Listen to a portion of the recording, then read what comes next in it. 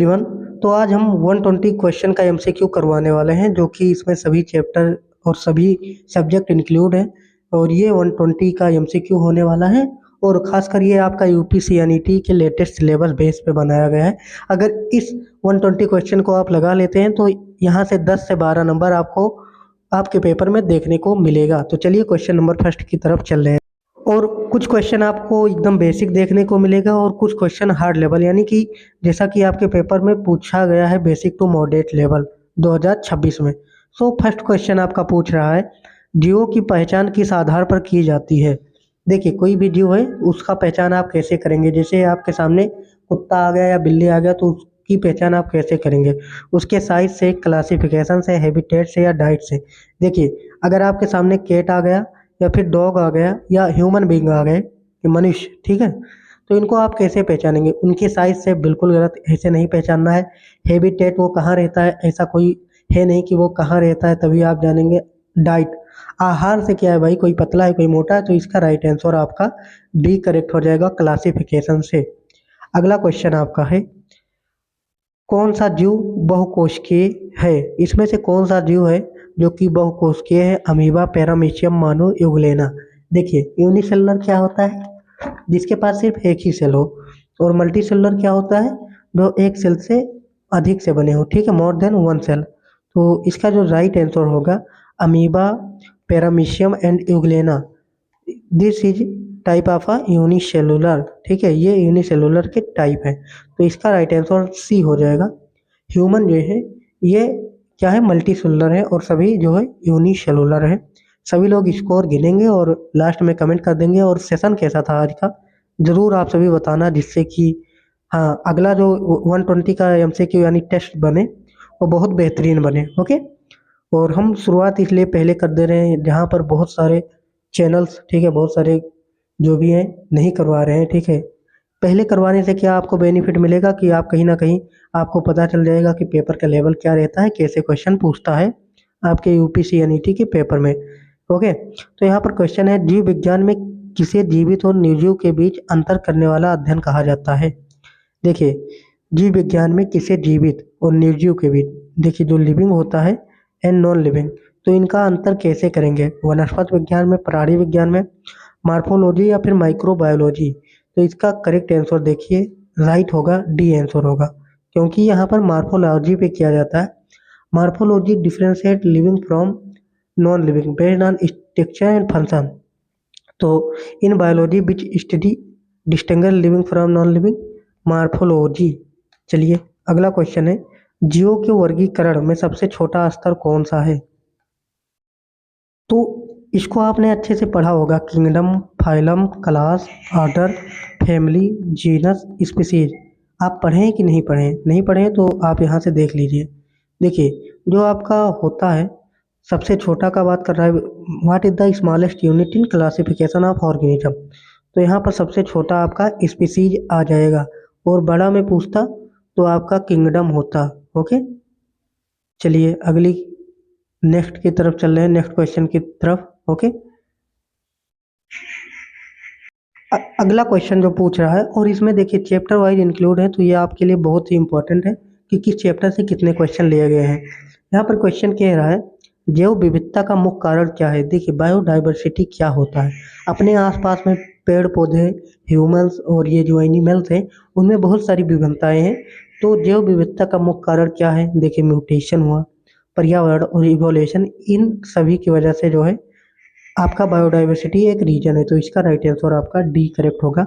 अब यहाँ पे cell the unit of life से 5 क्वेश्चन है, जो कि यहाँ पर क्वेश्चन पहला पूछ रहा है, who discovered the cell. Cell का खोज किसने किया। बहुत बढ़िया क्वेश्चन है और हर साल ऐसे क्वेश्चन पूछे जाते हैं, चाहे एक ही नंबर का पूछ ले लेकिन पूछता है। तो हु डिस्कवर्ड द सेल, तो यहाँ पर खोज करने वाले रॉबर्ट हुक थे। एंटन वान लीeuwenhoek ने क्या क्या खोज किया, इन्होंने बैक्टीरिया पे खोज किया और ये जो है लिविंग लिविंग सेल, जीवित कोशिका पे खोज किए थे। ओके, तो क्वेश्चन नंबर 6 का ए करेक्ट होगा। अगला क्वेश्चन है, कोशिका की झिल्ली को क्या कहा जाता है। कोशिका की झिल्ली को क्या कहेंगे, जो कोशिका की झिल्ली है वो झिल्ली को आप क्या कहेंगे। What is the membrane of the cell called. तो सेल की मेम्ब्रेन को आप बेसिकली क्या कहने वाले हैं, प्लाज्मा मेम्ब्रेन। अब कुछ लोग ए बताएंगे, ए क्यों नहीं होगा। देखिए, प्लाज्मा मेम्ब्रेन जो है कंट्रोल करता है मूवमेंट ऑफ सब्सटेंस इन और आउट। देखिए, कोई मूवमेंट जा रहा है इधर, पार्टिकल जा रहा है तो इसको रोकेगा और जाने में मदद करेगा। अगला क्वेश्चन आपका है, कौन सा अंगक केवल पौधे में पाया जाता है? ऐसा कौन सा अंगक है जो सिर्फ पौधे में पाया जाता है? यानी कि कहने का मतलब है सिर्फ पौधे में पाया जाता है, ह्यूमंस बीइंग में नहीं पाया जाता है। Mitochondria, chloroplast, ribosome, lysosome. तो ये क्वेश्चन थोड़ा आप कंफ्यूज हो जाएंगे अगर अच्छे से नहीं पढ़ेंगे। तो कह रहा है कि कौन सा अंगक केवल पौधे में पाया जाता है, तो पौधे में सिर्फ क्लोरोप्लास्ट पाया जाता है जो कि फोटोसिंथेसिस करता है। बाकी माइटोकॉन्ड्रिया, राइबोसोम, लाइसोसोम ये जो है प्लांट और एनिमल्स दोनों में पाया जाता है। ओके, राइबोसोम प्लांट में पाया जाता है नहीं, ठीक है, यहाँ पर क्लोरोप्लास्ट सही होगा। चलिए, अगला क्वेश्चन है, कोशिका में ऊर्जा का मुख्य स्रोत कौन सा है? What is the main source of energy in a cell?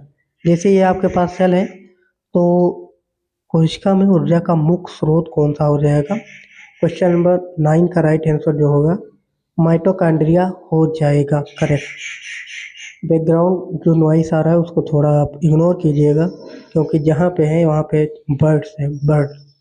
Okay, और कौन सा बर्ड है कमेंट आप करना। चलिए, अगला है, साइटोप्लाज्मा का मुख्य कार्य क्या है? What is the main function of cytoplasm? तो साइटोप्लाज्मा को आप क्या क्या जानते हैं? साइटोप्लाज्मा एक प्रकार का आपका जेली लाइक स्ट्रक्चर है। ओके, तो साइटोप्लाज्मा का मुख्य कार्य क्या है? प्रोटीन सिंथेसिस ये राइबोसोम करेगा, सेल डिवीजन ये साइटोकाइनिन होता है, जेनेटिक स्टोरेज नहीं होगा, इसका राइट आंसर क्वेश्चन नंबर 10 का बी करेक्ट होगा। अगला क्वेश्चन प्लांट किंगडम से है, यहाँ पर है, पौधे की सबसे सामान्य शाखा कौन सी है? Which is the most common plant group? पौधे की सबसे सामान्य शाखा, कॉमन प्लांट कौन सा है? तो सबसे कॉमन प्लांट वही है कि जो आपके आसपास ज़्यादा दिख रहा हो, ठीक है, जिसको हम लोग फ्लावरिंग प्लांट कहते हैं। इसका राइट आंसर डी करेक्ट हो जाएगा। ओके, अगला क्वेश्चन है, किस पौधे में संवहनी तंत्र नहीं होता है? Which plant do not have vascular tissue. Vascular tissue का मतलब होता है कि जिसमें जाइलम प्लस फ्लोएम ना प्रेजेंट हो। जाइलम जल का ट्रांसपोर्ट करता है, फ्लोएम फूड का ट्रांसपोर्ट करता है। तो ऐसा कौन सा पौधा है जिसमें वस्कुलर टिश्यू नहीं पाया जाता है? बहुत बेसिक सा क्वेश्चन है और इसका राइट आंसर ए हो जाएगा, ब्रायोफाइटा। ओके, अगला क्वेश्चन बहुत बेसिक क्वेश्चन है आज का सेट। अब कुछ लोग कहेंगे आप एकदम बेसिक क्यों करवा रहे हैं? धीरे धीरे लेवल अप होगा, एक ही बार में लेवल अप नहीं करना चाहिए, ना इससे आप परेशान हो जाएंगे। यहाँ पर देखिए, बीज विहीन पौधे का मुख्य प्रजनन तरीका क्या है? जो देखिए, what is the main mode of reproduction in seedless plant? जिनमें बीज पाया ही नहीं जाता वो रिप्रोडक्शन कैसे करते हैं? तो वो रिप्रोडक्शन, अब सीड नहीं है तो फूल फलेगा नहीं, तो इसमें राइट आंसर स्पोर हो जाएगा। स्पोर के माध्यम से प्रजनन करते हैं। अगला क्वेश्चन है, एंजियोस्पर्म को कितने भागों में बांटा जाता है?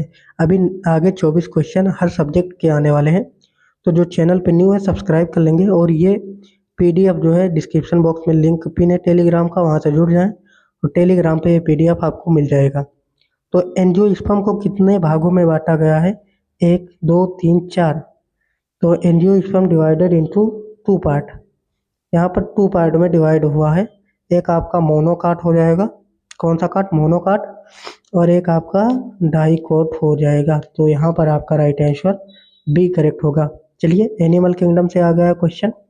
यहाँ पर है, मानव शरीर में सबसे बड़ी कोशिका कौन सी है? मानव शरीर में सबसे बड़ी कोशिका कौन सी है?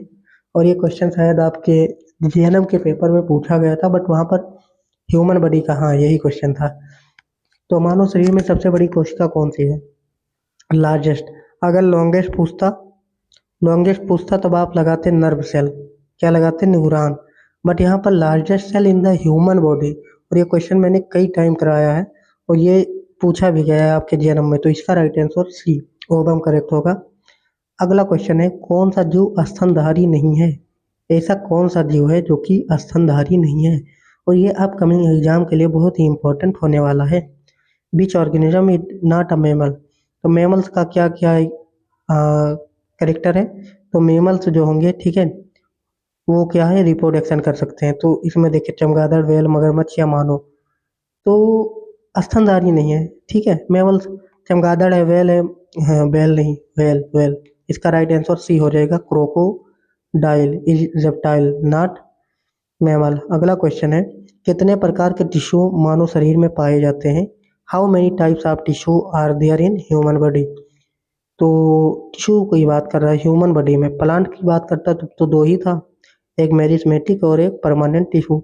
बट यहाँ पर आपका कनेक्टिव टिश्यू, मस्कुलर टिश्यू और क्या क्या है, इपिथेलियल टिश्यू, कनेक्टिव टिश्यू।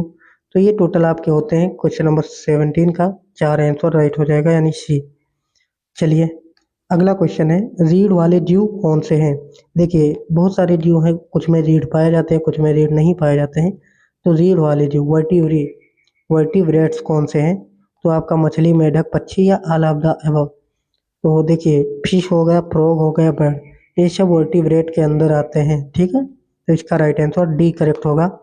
अगला क्वेश्चन है, इन वर्टिब्रेट्स में कौन सा समूह शामिल है? तो आपने देख लिया, फिश देख लिया, बर्ड देख लिया, और क्या देखा, और एक आपने देखा ना, क्या देखा, फ्रॉग देख लिया। ठीक है, तो फिश, बर्ड, फ्रॉग। तो यहाँ पर शंखधारी, निडेरिया या फिर all of the above?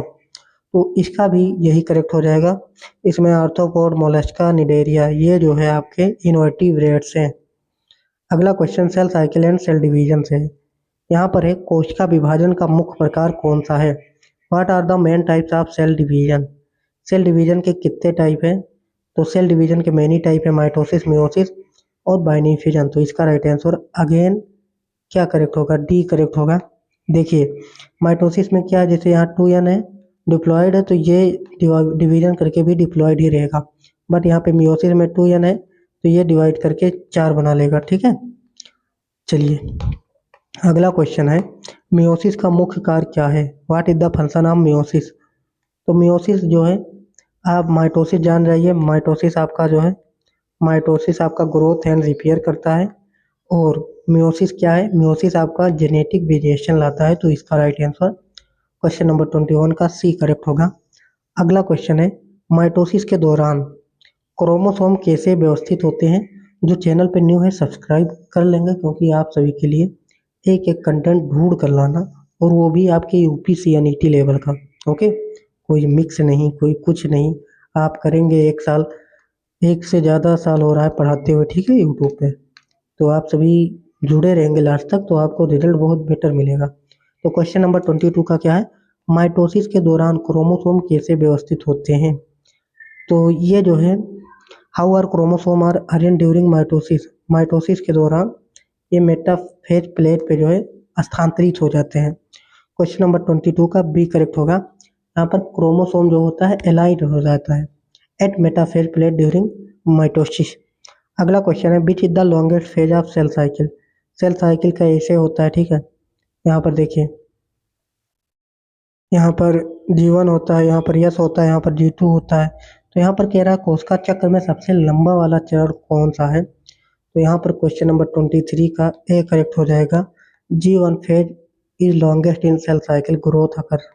G1 phase जो है सबसे लंबा है। अगला क्वेश्चन है, साइटोकाइनेसिस किस चरण में होती है? साइटोकाइनेसिस किस चरण में होती है? चलिए बताइए। तो cytokinesis this is occur in telophase. तो आप क्या याद करेंगे, cytokinesis during which phase the cytokinesis occur? Cytokinesis का मतलब क्या होता है? डिवीजन ऑफ साइटोप्लाज्म, साइटोप्लाज्म का डिवाइड होना। तो इसका राइट आंसर डी करेक्ट होगा, और ये टीलोफेज के एंड में होता है। फिजिक्स का बहुत बेहतरीन क्वेश्चन है, 1D मोशन चैप्टर से लिया गया है। जो कि क्वेश्चन है, किसी वस्तु की गति को केवल एक दिशा में मापना किस गति में आता है? किस गति में आएगा? बहुत बेहतरीन क्वेश्चन है। किसी वस्तु की गति को केवल एक दिशा में मापना। जैसे यहाँ पर हम कुछ फेंक रहे हैं इधर, ठीक है, एक ही दिशा में जा रहा है, एक ही दिशा में उड़ता हुआ जा रहा है। तो इसको क्या कहेंगे? 1 डायमेंशनल मोशन। इसका राइट आंसर बी करेक्ट होगा। अगला क्वेश्चन है, what is the definition of average velocity of an object?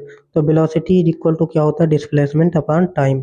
अब यहाँ पे एवरेज है, तो average is equal to total displacement upon total time. तो इसका राइट आंसर क्वेश्चन नंबर 26 का बी करेक्ट हो जाएगा प्यारे साथियों। चलिए अगला क्वेश्चन आपका है, किसी वस्तु के लिए गति समीकरण बी यू, देखिए यहाँ पर कह रहा है v equal to u plus a t. तो इसमें यू का अर्थ क्या है, तो यू इज इक्वल टू क्या होता है, इनिशियल वेलोसिटी। तो इसका राइट आंसर बी करेक्ट होगा, 27 का बी करेक्ट हो जाएगा। नेक्स्ट क्वेश्चन इज किसी वस्तु पर लगने वाला त्वरण किसके कारण बदल सकता है। देखिए, acceleration of an object can change due to, तो force is equal to mass into acceleration. तो यहाँ पर किसी वस्तु पर लगने वाला त्वरण किसके कारण बदलता है, तो यहाँ पर किसके कारण बदलेगा, फोर्स के कारण। तो इसका राइट आंसर ए करेक्ट हो जाएगा। अगला क्वेश्चन है किसी वस्तु के स्थिरावस्था से शुरू होने पर दूरी का सूत्र क्या है। Formula for distance when object start from rest, rest से जब चलेगा तो क्या हो जाएगा, s is equal to u t plus half a t का स्क्वायर। जब कोई भी ऑब्जेक्ट है वो रेस्ट से स्टार्टिंग करता है चलना, तो इसका राइट आंसर आपका ए करेक्ट होगा। अगला क्वेश्चन जो कि मोशन चैप्टर से है, यहाँ पर है in projectile motion what is the vertical velocity at maximum height. यहाँ पर वर्टिकल वेलोसिटी का बात कर दिया है, वो भी मैक्सिमम हाइट। मैक्सिमम हाइट पे क्या होता है वर्टिकल वेलोसिटी, वर्टिकल अपना चैनल का नाम भी वर्टिकल है ना, तो यहाँ पर जो वर्टिकल होता है तो इसका क्या हो जाएगा, vertical velocity at maximum height, ये आपका 0 हो जाएगा। ठीक है, वर्टिकल प्रोजेक्टाइल मोशन में वर्टिकल वेलोसिटी मैक्सिमम हाइट पे आपका 0 हो जाएगा। अगला क्वेश्चन है why do we split projectile motion into horizontal and vertical component. देखिए, हॉरिजॉन्टल एंड ये वर्टिकल हो गया, तो एक प्रक्षेप गति को क्षैतिज और ऊर्ध्वाधर में विभाजित करने का मुख्य कारण क्या है। बहुत बेहतरीन क्वेश्चन, तो ये अपने सिंपलिसिटी के लिए है। ठीक है, simplicity splitting motion into horizontal and vertical. अगला question what effect does horizontal mass have on projectile. किसी प्रक्षेप का क्षैतिज द्रव्यमान पर क्या प्रभाव पड़ता है। इफेक्ट रेन, देखिए इस बार इस पेपर में पूछा था h is equal to sine two theta बटा जी करके ऐसे कुछ था ना, तो यहाँ से पूछा गया है एक क्वेश्चन 2026 में, तो 27 में भी आएगा। तो इसका राइट आंसर हो जाएगा डी। यहाँ पर कह रहा है कि जो होता है ना क्वेश्चन नंबर 32 का, mass does not effect horizontal range, mass does not effect horizontal range only velocity and, तो यहाँ पर कह रहा है मास है तो मास इफेक्ट नहीं करता, तो नो इफेक्ट, डी करेक्ट होगा। अगला question what is the acceleration और हॉरिजॉन्टली मोशन, क्षैतिज गति में त्वरण कितना होता है। क्वेश्चन नंबर 33 का हॉरिजॉन्टल एक्सेलरेशन कह रहा है, तो हॉरिजॉन्टल आपका what is the acceleration in horizontal motion, 0। अगला question angle of maximum range of projectile, ये तो पी वाई क्यू है। ठीक है, तो क्वेश्चन नंबर 34 का राइट आंसर आपका maximum range of projectile eight, देखिए लॉन्चिंग के समय ये 45 डिग्री होता है। अगला क्वेश्चन स्केलर एंड वेक्टर से है, जो कि पूछा जाता है क्वेश्चन निम्नलिखित में से कौन सा एक मात्रक है स्केलर क्वांटिटी। तो स्केलर में जो हो जाएगा त्वरण, वेग और ये बल, ये सब आपके वेक्टर हो जाएंगे और ये आपका स्केलर हो जाएगा। क्वेश्चन नंबर 35 का राइट आंसर सी करेक्ट होगा। चलिए नेक्स्ट क्वेश्चन किसी बल का दिशा सहित वर्णन किससे कहते हैं। देखिए, जिसमें मैग्नीट्यूड एंड डायरेक्शन दोनों बताया जाए, मैग्नीट्यूड प्लस डायरेक्शन दोनों हो तो उसको आप क्या कहेंगे, वेक्टर सदिश। ओके, चलिए नेक्स्ट क्वेश्चन इज नीचे दिए गए में से कौन सा सदिश मात्रक नहीं है, यानी जिसमें मैग्नीट्यूड एंड डायरेक्शन नहीं हो तो सदिश वही नहीं है जिसके पास क्या ना हो, तो जिसके पास ये वर्क हो जाएगा, work is scalar, other are vector, ये मोमेंटम, डिस्प्लेसमेंट और फोर्स ये वेक्टर है। अगला क्वेश्चन है वेक्टर की लंबाई को क्या कहते हैं। वेक्टर की लंबाई को क्या कहते हैं, वेक्टर की लंबाई को मैग्नीट्यूड, डायरेक्शन या कंपोनेंट, तो इसको जो आप कहेंगे 38 का मैग्नीट्यूड, लेंथ आपका जो है क्या कहलाएगा, लेंथ आपका मैग्नीट्यूड कहलाता है। अगला क्वेश्चन है न्यूटन का प्रथम नियम क्या कहता है। तो न्यूटन का प्रथम नियम यही कहता है कि हर वस्तु अपनी स्थिति में रहती है जब तक कोई बाहरी बल ना लगे। वही क्वेश्चन है। F is equal to m में, एफ का अर्थ क्या है, f is equal to m में, तो एम इज इक्वल टू आपका मास हो जाएगा, ए इज इक्वल टू आपका एक्सेलरेशन हो जाएगा, एफ इज इक्वल टू आपका फोर्स हो जाएगा। तो इसमें कुछ है, कुछ भी नहीं है, तो बी करेक्ट होगा। अगला क्वेश्चन है न्यूटन के तीसरे नियम को कैसे व्यक्त किया जाता है। अब न्यूटन के तीसरे नियम, जैसे न्यूटन का तीसरा नियम लगाना है यहाँ पे, ठीक है, तो न्यूटन का तीसरा नियम लगाइए। यहाँ पे ये बहुत ज़्यादा गुस्सा है, ठीक है। इससे क्यों गुस्सा है? क्योंकि आज इसका कापी इसने चुरा लिया था, तो ये पहुँचते मार दिया एक चपाट, ठीक है। तो एक चपाट मारने के बाद ये तुरंत रिएक्शन दे दिया, ठीक है। इसने मारा था कॉपी से, इसने मारा था मतलब हाथी से मारा, और ये इसने जो मार दिया किससे? अरे बल्ले से मार दिया, इसका मूड फट गया। तो इसका राइट आंसर क्या होगा? एवरी एक्शन है equal and opposite reaction. Next question is, अगर कोई वस्तु स्थिर है तो उस पर लगने वाला कुल बल कितना होता है? If an object is at rest what is the net force? देखिए अगर रेस्ट आप बैठे हैं एक ही जगह तो उस पर क्या होगा? जीरो होगा।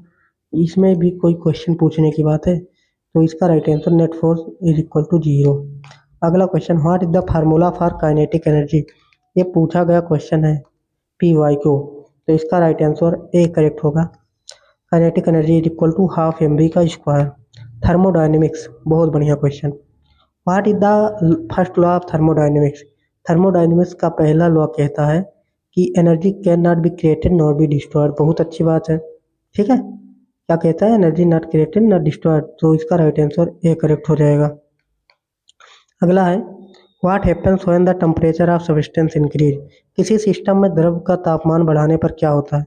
अगर आप टेम्परेचर इंक्रीज कर रहे हैं तो ऊर्जा बढ़ेगी या ऊर्जा घटेगी? अरे भैया आप खुद ही सोचें, क्या सोचें? टेम्परेचर आप राइज करेंगे तो ये इंक्रीज करेगा ना, इसका राइट आंसर ये होगा।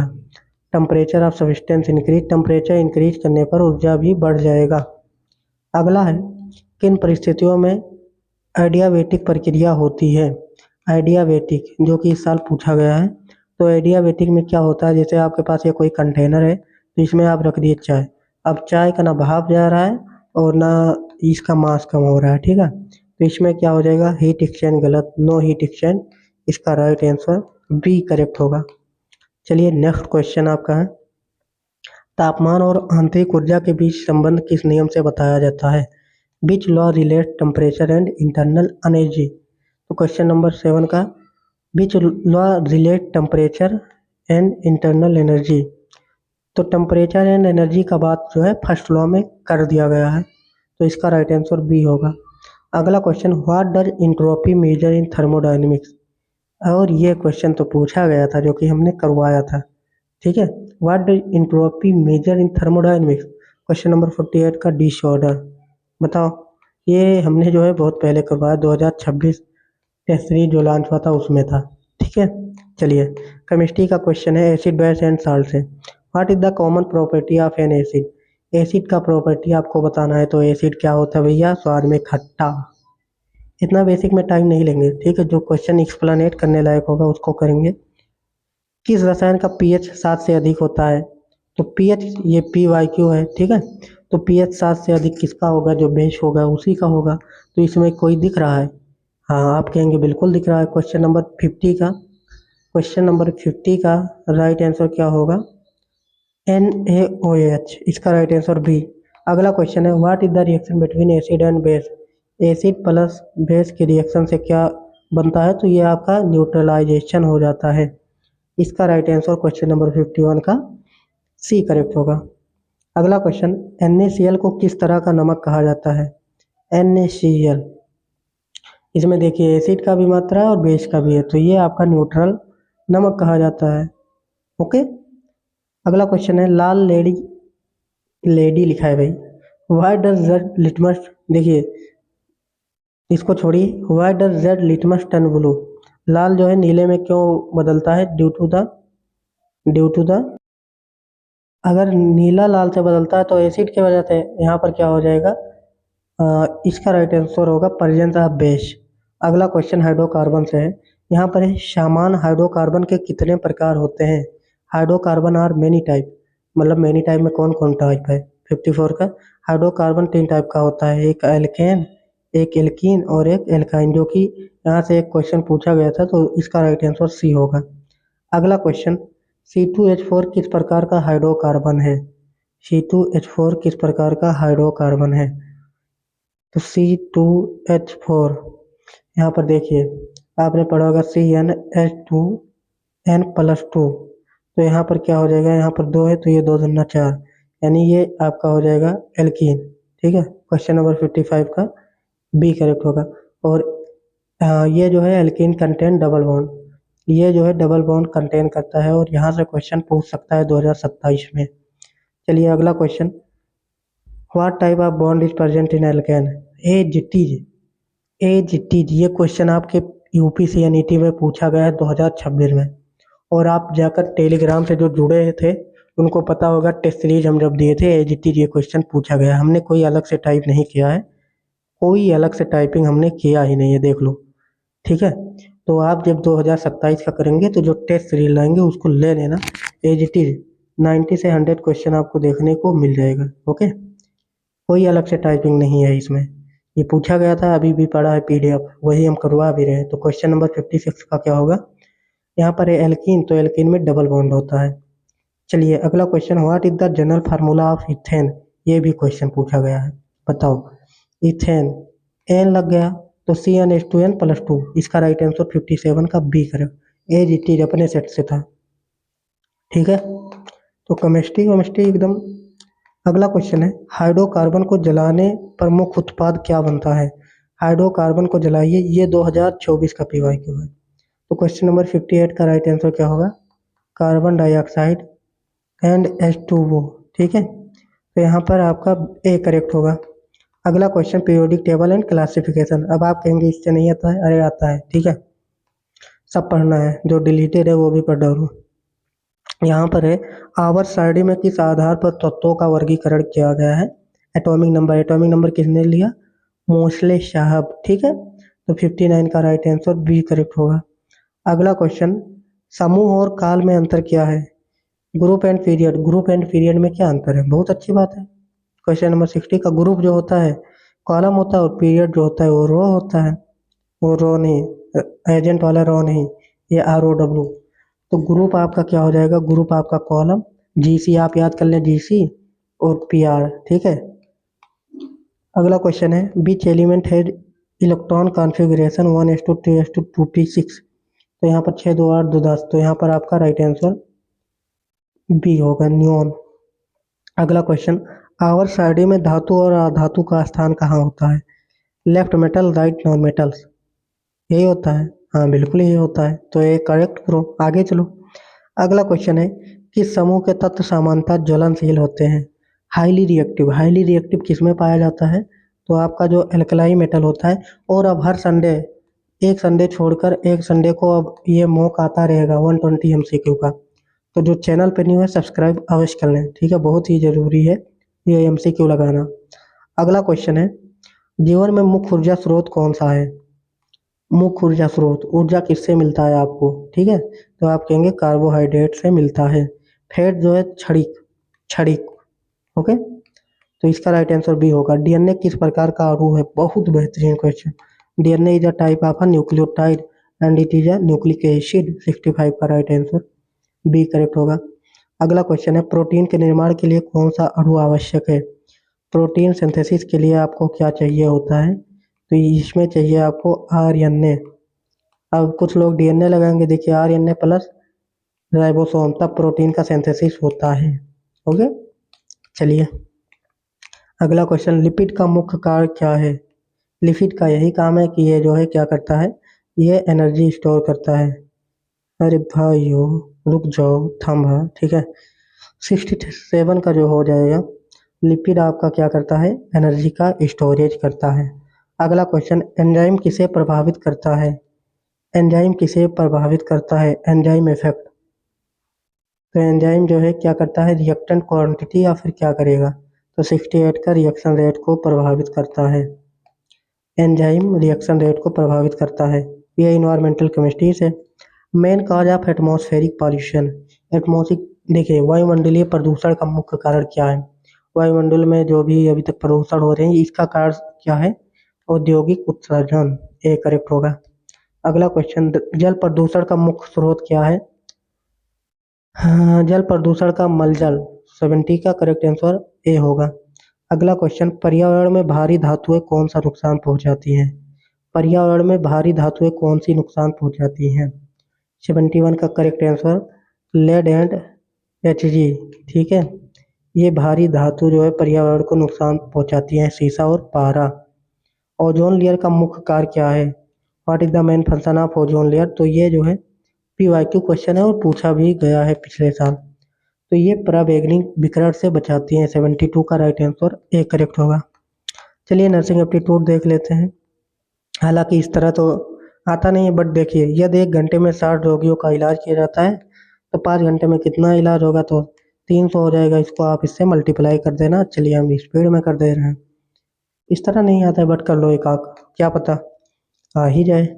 यहाँ पर चलिए अगला है, यहाँ पर है 20, 25, 30, 40। मिसिंग नंबर क्या है? 20, 25, 30। 30 के बीच में क्या आता है? 35। तो इसका राइट आंसर देखिए बी करेक्ट होगा। और कुछ लोग कह रहे हैं कैसे करें हम? अरे आप वीडियो को थोड़ा रोक लो बीच में, ठीक है, रफ लगाओ। कोई ज़रूरी है कि साथ ही में करो? अब वीडियो लेंदी हो जाएगा, टाइम तो काटना नहीं है कि चलो टाइम काटे, अच्छे से करवा रहे हैं। यहाँ पर एक किसी वस्तु का मूल्य 1200 है और 10% की छूट दी जाती है, ये ऐसा नहीं आएगा, इसको हटा दो। चलो इसको भी हटा दो, इसको भी हटा दो, ठीक है। अब यहाँ पर मेडिकल सर्जिकल से आओ। निम्नलिखित में से कौन सा रोग हृदय संबंधित है? Which are the following is heart related disease? तो मधुमेह, पेनक्रियास या निमोनिया, तपेदिक, ये सब नहीं होगा। इसका राइट आंसर बी होगा। अगला क्वेश्चन, श्वसन प्रणाली में गैस विनिमय मुख्यतः कहाँ होता है? तो गैस विनिमय जो होता है ये आपका एल्वुलाई में हो जाएगा। एल्वुलाई में एक्सचेंज ऑफ गैसेज होता है। तो इसका राइट आंसर सी करेक्ट होगा। अगला क्वेश्चन, हाइपरटेंशन में रक्तचाप सामान्यतः कितना होता है? तो बी करेक्ट होगा, 140/90 mmHg हो जाएगा। क्वेश्चन नंबर 80 का राइट आंसर बी करेक्ट होगा। अगला क्वेश्चन, डायबिटीज मेलाइटस के लिए कौन सा प्रशिक्षण किया जाता है? तो यहाँ पर ब्लड शुगर करेंगे। अगर किसी को घर में दिक्कत है तो आप ब्लड शुगर करवाइए। अगला क्वेश्चन, पोस्ट ऑपरेटिव पेशेंट में सबसे महत्वपूर्ण नर्सिंग केयर क्या है? पोस्ट पोस्ट ऑपरेटिंग, तो इसमें सबसे क्या है? जीवन चिन्हों की निगरानी करना। कॉमनी हेल्थ से देखिए, WHO का मुख्य उद्देश्य क्या है? WHO का मुख्य उद्देश्य यही है कि ये हेल्थ का जो है बढ़ावा देना चाहता है। अगला क्वेश्चन है, इम्यूनाइजेशन प्रोग्राम का मुख्य लक्ष्य क्या है? इम्यूनाइजेशन प्रोग्राम का मुख्य लक्ष्य है रोगों का रोकथाम करना। अगला क्वेश्चन, रूरल हेल्थ सेंटर मुख्यतः किसके लिए किया जाता है? तो ये ग्रामीण जनसंख्या के लिए किया जाता है। अगला क्वेश्चन, मलेरिया प्रिवेंशन में क्या उपाय करना चाहिए? तो मच्छर का नियंत्रण करना चाहिए। Next question is, health education का मुख्य उद्देश्य क्या है? हेल्थ एजुकेशन का मुख्य उद्देश्य क्या है? तो इसका राइट आंसर ए करेक्ट होगा। अगला क्वेश्चन पीडियाट्रिक से है। न्यू बर्न के लिए सबसे महत्वपूर्ण जांच क्या है? तो सबसे महत्वपूर्ण जांच आपका क्या हो जाएगा? क्वेश्चन नंबर 88 का डी करेक्ट होगा। वेट रिफ्लेक्स वैक्सीनेशन सब होना चाहिए। अगला क्वेश्चन है, ब्रेस्ट फीडिंग कितने महीने तक अनिवार्य है? 6 महीने तक। कौन सी बीमारी बच्चों में विटामिन डी की कमी से होता है? विटामिन डी की कमी से क्या होगा? रिकेट्स हो जाएगा। ओके, चलिए नेक्स्ट क्वेश्चन, पीडियाट्रिक पेशेंट में डिहाइड्रेशन का मुख्य लक्षण क्या है? उपरोक्त सभी हो जाएगा। क्वेश्चन नंबर 91 का डी करेक्ट होगा। अगला क्वेश्चन, पीडियाट्रिक इम्यूनाइजेशन में BCG वैक्सीन किसके लिए है? तो BCG vaccine is for tuberculosis. Next question is, obstetric and gynaecology, pregnancy की सामान्य अवधि कितनी होती है? तो प्रेगनेंसी की सामान्य अवधि आपका होगा 40 वीक। अगला क्वेश्चन, कॉन्ट्रासेप्टिव पिल्स मुख्य रूप से किसके लिए है? तो ये जो है बर्थ कंट्रोल, गर्भ निरोध के लिए है। अगला क्वेश्चन, नॉर्मल लेबर में किस प्रकार का डिलीवरी होता है? तो वेजाइनल या सिजेरियन? तो नॉर्मल में जो होता है वो वेजाइनल के थ्रू होता है। ओके, नेक्स्ट क्वेश्चन है, गायनिकोलॉजिकल एग्जामिनेशन का मुख्य उद्देश्य क्या है? तो गायनिकोलॉजिकल का मतलब क्या होता है? डायग्नोसिस डिसऑर्डर, ए करेक्ट होगा। इंग्लिश ग्रामर की बात कर ली जाए, बहुत बेहतरीन क्वेश्चन है और थोड़ा हम स्पीड में करवाने वाले हैं। See days to the market yesterday. अब जो भी ग्रामर आएगा उसमें हम डिटेल्स में बताएंगे, यहाँ पर थोड़ा हम टिक करते हुए चलेंगे। जिनको नहीं पता है डिटेल्स वाला बहुत जल्द आएगा। नाउन से स्टार्ट करेंगे, नाउन बेसिक नाउन से। ओके, तो यहाँ पर देखो यस्टरडे बीता हुआ दिखा रहा है तो कुछ ज़्यादा ध्यान नहीं देंगे, सी को लगाएंगे पेंट। ओके, चलिए 97 का सी करेक्ट। अगला question, I does my homework every day. Every day का क्या हो जाएगा? प्रत्येक दिन। तो प्रत्येक दिन क्या करता है, कंप्लीट करता है, तो 98 का करेक्ट आंसर एक करेक्ट होगा, प्रेजेंट है ना। अगला क्वेश्चन कट रहा है, इसको छोड़िए। नेक्स्ट क्वेश्चन है बाय नेक्स्ट मंथ। ये पूछा गया है he in this company for 5 years। तो बाय नेक्स्ट मंथ के अगर ऐसा सब दिख जाए तो आपको बिना सोचे समझे क्या लगा देना है, प्रेजेंट परफेक्ट कंटिन्यूअस +2 आवर्स का ड्यूरेशन अगर दे दे, ठीक है। देखिए ये बाय नेक्स्ट मंथ ईयर है, तो ये फ्यूचर आपका फ्यूचर परफेक्ट हो जाएगा। और फ्यूचर परफेक्ट जो है बाय नेक्स्ट मंथ लिखा रहता है, तो इसका हम लगाएंगे will have worked, B correct होगा। अगला question active passive voice. The teacher teach the student, passive voice में बदलना है, तो the teacher teach the student.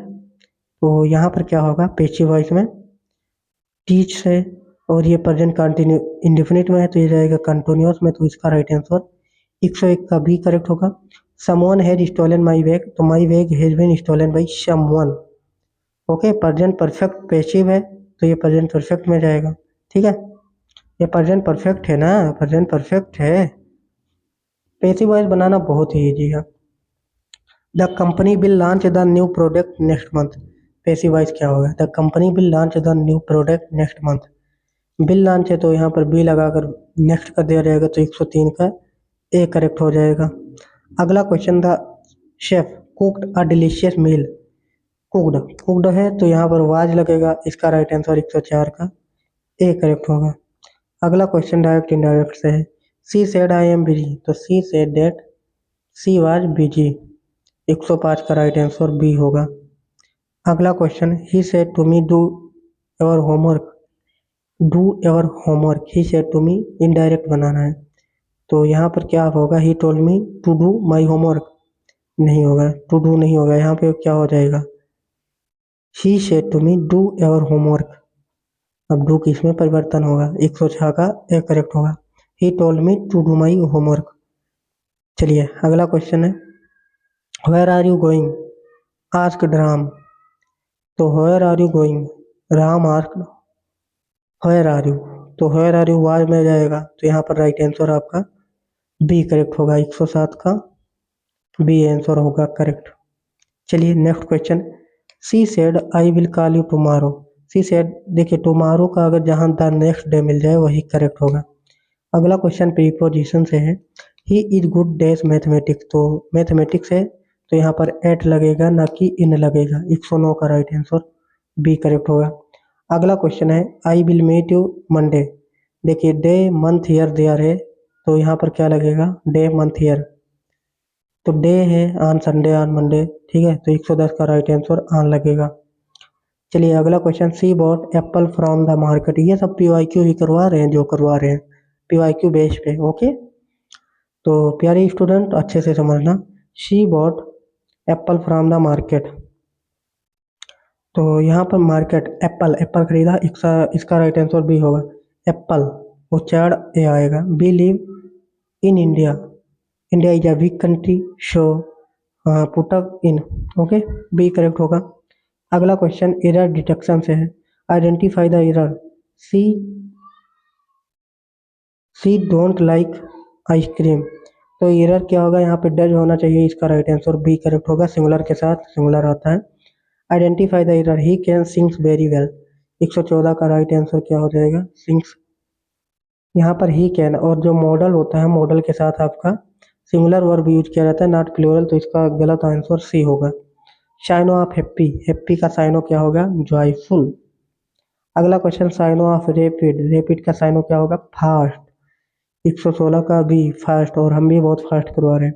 एंटो of honest, honest का एंटो क्या होगा, डिसीटफुल, ठीक है, बी करेक्ट हो जाएगा, यही तो। अगला question deceitful. Anto of generous, generous का एंटो क्या होगा, सेल्फिश।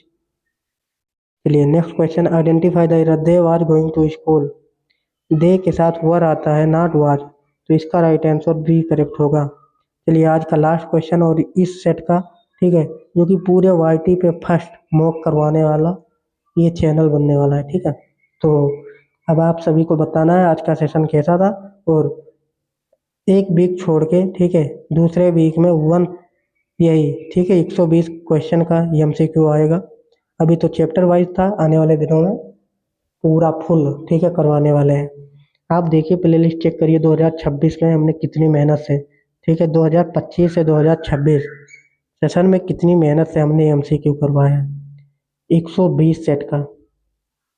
देखिए बहुत सारे स्टूडेंट केजीएमयू गए ठीक है, केजीएम में जैसे टॉप इंस्टीट्यूट में, कॉलेज में, यूनिवर्सिटी में, एलएलआर हो गया आपका, बांदा हो गया, और रानी लक्ष्मीबाई ये जो झांसी वाला हो गया ठीक है। बहुत सारे ऐसे कॉलेज हैं, बीआरडी मेडिकल कॉलेज हो गया, एलएलआर हो गया, और ये मेरठ वाला हो गया ठीक है। ऐसे बहुत सारे कॉलेज में एडमिशन हुआ है। तो यहाँ पर ये आपके लिए रहेगा, जो भी देखेगा इसका कमेंट आप करने वाले हैं, HW है।